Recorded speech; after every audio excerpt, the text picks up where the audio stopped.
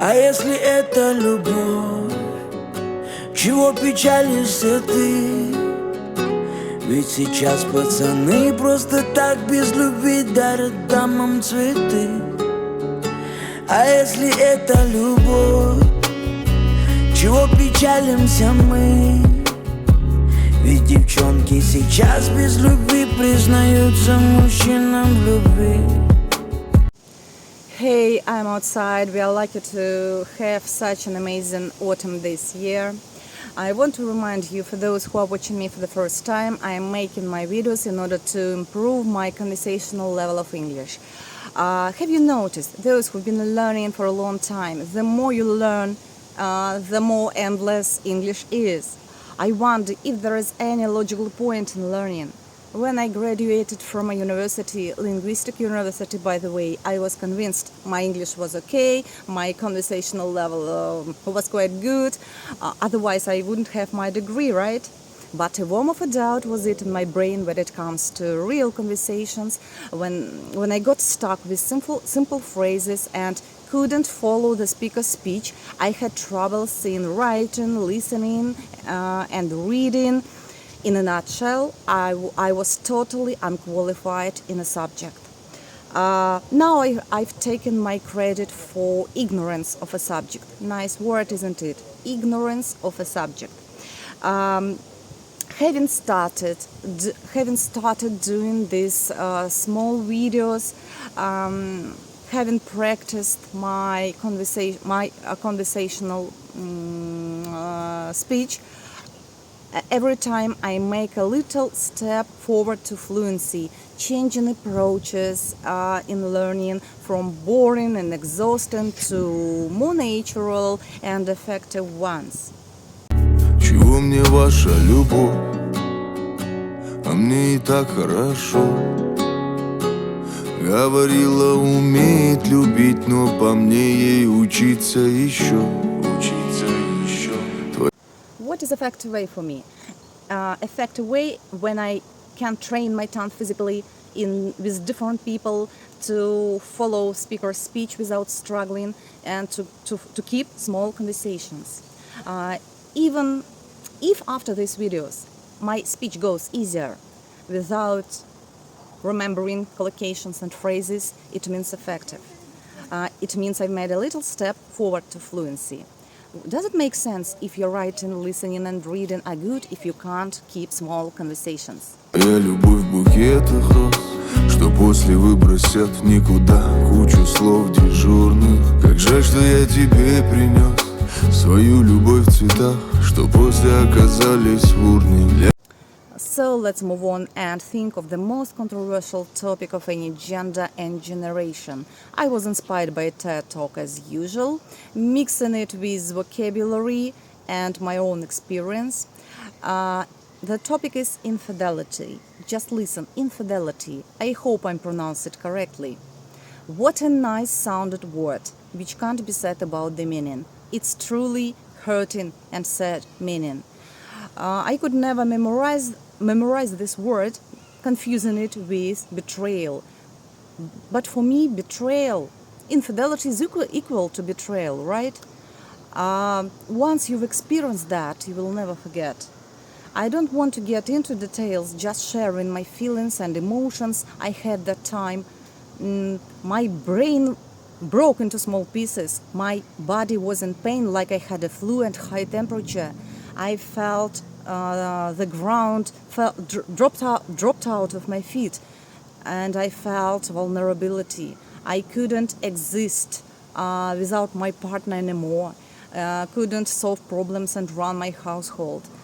But I had to do that. I had to learn to live on my own. А чего вам любовь? Миг сошлись и разошлись, остались обещания. Полюбить и разлюбить, словно по умолчанию.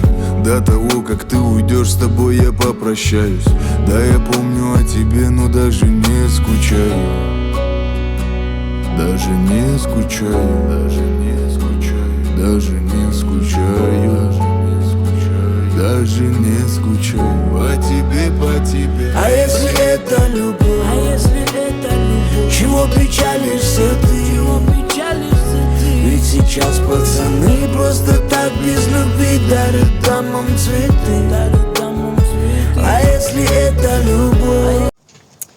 Then I calmed down and could think straight and wisely. I began realizing what had happened and what actions should be taken in order to survive. Time passed. I realized that to keep a secret was even more difficult for a cheater than to cheat. A romantic arrangement turned into a heavy burden for a cheater, and that was my small victory in that situation. It threatened not only emotional security but also economic one. He had to organize his household again, had to get used to a new partner with her own financial and behavioral problems, and that was a hard job, by the way. Well, why men cheat was open for me, but now it's got clearer. There are some reasons. Fulfilling the lists of needs. To be the greatest lover, the best partner, the best companion, intellectually equal. The feeling of I'm chosen, I'm unique, I'm irreplaceable, I'm indispensable, I'm the one. Sadly, but people used to divorce because they were unhappy, whereas today people divorce because they could be happier. There is a typical assumption that if a partner cheats, it means there is something wrong with you, but that's not true. The logic goes like this. If you have everything you need at home, there is no need to go looking elsewhere. But what if a passion has a finite shelf life? New word, finite shelf life. If people realized it, they would get married more deliberately. Less divorces, less broken families, but they don't. Now it's the second part of a day. It's getting darker and I have to hurry up. My son, he is sleeping behind my back. He interrupted my speech and now I'm ready to continue. There is another question: why monogamous people cheat? Why monogamous people cheat? A lot of stories highlight that when we seek someone else, we are looking for another self. People feel alive in a new partnership. Some affairs are an attempt to beat back deadness. It's an answer to the question, is that all? Will I never experience that again? And after a long marriage, men and women cheat, and it gives them a feeling of immortality, opening a new side of identity. So how do we heal from an affair? Some affairs can make you literally die, while others will jolt you into new possibilities. It's vitally important to stick to this idea if you are a victim of infidelity.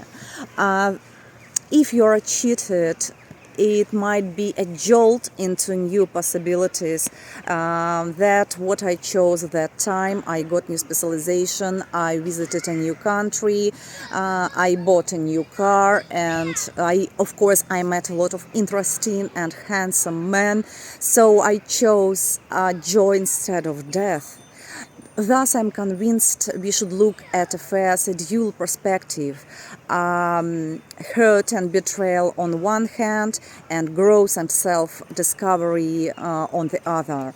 Yes, your first marriage is over, and would you like to create another one, the second one with the same partner? If you had a power to forgive, you would find a power to create a new beneficial partnership with the same partner. The answer here is deeply individual. It's just my experience how that happened to me. So that's all about me. There are a lot of ways how to turn infidelity experience into beneficial one. So it's all up to you.